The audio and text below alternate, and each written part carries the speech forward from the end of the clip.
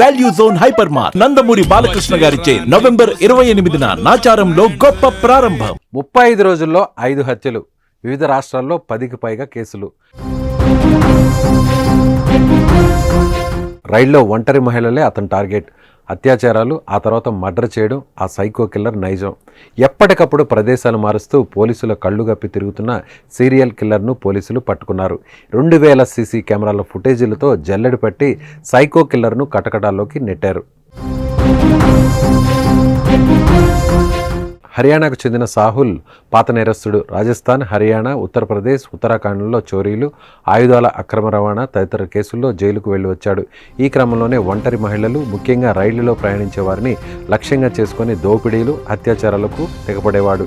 కర్ణాటక, పశ్చిమ బెంగాల్, మహారాష్ట్రలోని రైల్వే స్టేషన్లోని పరిసరాల్లో ఈ తరహా హత్యలకు పాల్పడినట్లు కేసులు నమోదయ్యాయి. అరెస్టుకు ముందు రోజు సికింద్రాబాద్ రైల్వే స్టేషన్ సమీపంలో ఓ రైలులో మహిళను దోపిడీ చేసి హత్య చేశాడు. ఈ హత్య అతన్ని మరోసారి పోలీసులకు పట్టించింది.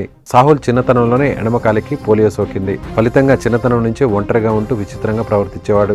దీంతో అతడి కుటుంబం కూడా దూరం పెట్టింది. 5వ తరగతిలోనే చదువు మానేసిన సాహుల్ లారీ క్లీనర్ గా పనిచేస్తూ డ్రైవింగ్ నేర్చుకున్నాడు. పోలియో ఉండడంతో ఇతడికి ఎవరూ డ్రైవర్ ఉద్యోగం ఇవ్వలేదు. దీంతో హైవే దాబాల్లో పనిచేస్తూ అక్కడ పార్క్ చేసి ఉన్న లారీలను ఎత్తుకెళ్లడం ప్రారంభించాడు. అలా నేరాల బాట పట్టిన అతడు చోరీలు, కిడ్నాప్లు చేస్తుండేవాడు. దీంతో రాజస్థాన్, హర్యానా, ఉత్తరప్రదేశ్, ఉత్తరాఖండ్లో అతడిపై 13 కేసులు పైగా నమోదయ్యాయి. ఈ ఏడాది మే వరకు రాజస్థాన్లోని జోధ్పూర్లో ఉన్న సాహుల్ బెయిల్పై విడుదలై బయటకు వచ్చాడు. ఆ తర్వాత రైళ్లలో దివ్యాంగుల కోసం చివరిలో ఉండే బోగిలపై ఇతడు కన్ను పడింది. రైళ్లలో దివ్యాంగుల బోగిలో ప్రయాణిస్తూ అక్టోబర్ 15న తొలి హత్య చేశాడు. ఇటీవల గుజరాత్లో ఉద్వాడ రైల్వే స్టేషన్ సమీపంలో పట్టాలపై ఓ యువతి మృతదేహం లభ్యమైంది. ట్యూషన్ నుంచి తిరిగి వస్తున్న ఆమె అత్యాచారానికి గురైనట్లు పోలీసులు గుర్తించారు. నిందితుడి కోసం ముమ్మరంగా గాలింపు చేపట్టారు. ఆయా రాష్ట్రాల పోలీసులను సమన్వయం చేసుకోవడంతో గుజరాత్లోని ఆయా ప్రాంతాల్లో దాదాపు 2000 సీసీ కెమెరాల ఫుటేజీలను పరిశీలించారు.